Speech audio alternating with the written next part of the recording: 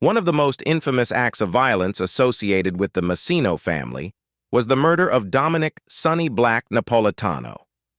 Napolitano's betrayal by FBI informant Joseph Pistone, who infiltrated the Bonanno family under the alias Donnie Brasco, led to his brutal killing. Massino ordered the hit, a decision that underscored his ruthless approach to maintaining power and dealing with perceived threats. The Massino family, a notorious organized crime syndicate based in the United States, has a storied history deeply rooted in the complex world of the American Mafia. Known for their involvement in drug trafficking, extortion, and murder, the Massino family has left an indelible mark on the underworld landscape. Origins and early years. The roots of the Massino family can be traced back to the broader Italian-American Mafia, also known as La Cosa Nostra. Emerging in the early 20th century, La Cosa Nostra consisted of various families or organized crime groups, each operating within specific geographic territories. The Massino family, originally known as the Bonanno family, was one of the 5 families that dominated organized crime in New York City. The Bonanno family was founded by Joseph Bonanno, also known as Joe Bananas, in the 1930s. Under his leadership, the family became one of the most powerful criminal organizations in New York. However, internal strife and external pressures from law enforcement led to significant upheavals within the family, culminating in a series of violent power struggles. The rise of Joseph Massino. Joseph Massino, born on January 10, 1943, in New York City, emerged as a pivotal figure in the history of the Bonanno family. Massino grew up in the Italian-American neighborhood of Maspeth, Queens, where he was exposed to the world of organized crime from a young age. He began his criminal career as a small-time street thug, engaging in activities like burglary and hijacking. Massino's ascent within the Bonanno family began in earnest during the 1970s, a turbulent period marked by internal conflict and leadership changes. He quickly rose through the ranks, gaining a reputation for his intelligence, strategic thinking, and ability to maintain order within the family. In 1975, Massino was inducted into the Bonanno family as a made man, solidifying his status as a full-fledged member of La Cosa Nostra. The Banana War and Massino's consolidation of power. The late 1970s and early 1980s were tumultuous years for the Bonanno family. The Banana War, a power struggle within the family, saw rival factions vying for control. This conflict was characterized by a series of violent murders, betrayals, and shifting alliances. During this period, Massino aligned himself with Philip "Rusty" Rastelli, the acting boss of the family, who was imprisoned at the time. Rastelli's imprisonment created a power vacuum that Massino sought to fill. He operated as the family's street boss, managing day-to-day operations and maintaining a low profile to avoid law enforcement scrutiny. Massino's efforts to stabilize the family and restore order were crucial in preventing further disintegration during this chaotic period. In 1981, a turning point came when the head of the family's rival faction, Dominic "Sonny Black" Napolitano, was murdered. This event allowed Massino to solidify his power and effectively assume leadership of the Bonanno family. By the mid-1980s, he was recognized as the family's official boss, though he continued to maintain a relatively low profile, avoiding the flamboyant lifestyle associated with other mafia leaders. The golden age of the Massino family. Under Joseph Massino's leadership, the Bonanno family entered a period often referred to as its golden age. Massino's approach to leadership was marked by a combination of traditional mafia values and modern business acumen. He focused on diversifying the family's criminal enterprises, expanding their reach into various illegal activities, and cultivating a culture of loyalty and discretion. Drug trafficking. One of the primary sources of the Massino family's wealth and power was drug trafficking. The family was heavily involved in the importation and distribution of narcotics, particularly heroin and cocaine. Massino forged alliances with international drug cartels, leveraging these connections to secure a steady supply of drugs.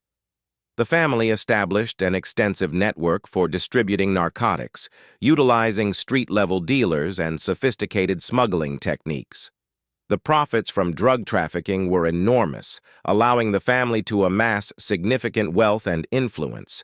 However, Massino was careful to keep a distance from the actual drugs, often delegating operations to trusted associates. This strategy not only minimized his exposure to law enforcement, but also insulated the family's leadership from the violent turf wars that often accompanied the drug trade. Extortion and racketeering. Extortion and racketeering were other key components of the Massino family's criminal portfolio. The family extorted businesses, particularly those in industries like construction, waste management, and the garment district. They demanded protection money from legitimate businesses, offering protection from other criminal elements or even from themselves. The Massino family also infiltrated labor unions, using their influence to manipulate contracts and embezzle funds. These activities provided a steady stream of income and allowed the family to exert control over various economic sectors. Massino's emphasis on maintaining a low profile helped minimize scrutiny from law enforcement and the public, allowing these operations to flourish relatively unimpeded. Murder and violence. Like other mafia families, the Massino family was not above using violence to achieve its goals. Murder and intimidation were employed as tools to eliminate rivals, enforce discipline, and maintain control. However, Massino was known for his cautious and strategic use of violence. He avoided unnecessary bloodshed, recognizing that high-profile killings could attract unwanted attention from law enforcement. One of the most infamous acts of violence associated with the Massino family was the murder of Dominic "Sonny Black" Napolitano. Napolitano's betrayal by FBI informant Joseph Pistone, who infiltrated the Bonanno family under the alias Donnie Brasco, led to his brutal killing. Massino ordered the hit, a decision that underscored his ruthless approach to maintaining power and dealing with perceived threats. The fall of Joseph Massino and the decline of the family. The early 2000s marked the beginning of the end for Joseph Massino and the Massino family.